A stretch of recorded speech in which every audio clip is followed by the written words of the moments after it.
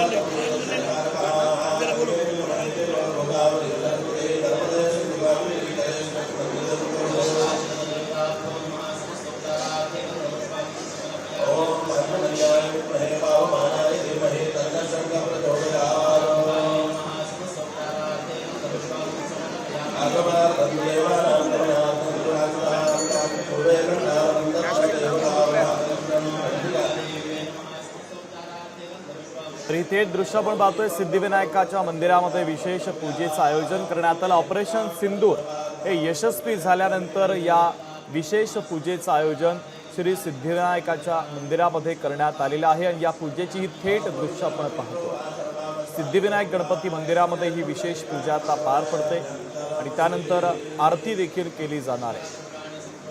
भारताच्या वतीने पाकिस्तानच्या विरोधात ऑपरेशन सिंदूर हे यशस्वीरित्या पूर्ण झाल्यानंतर आता या महाआरतीचं आणि महापूजेचं आयोजन श्री सिद्धिविनायकाच्या मंदिरामध्ये केलेलं आहे।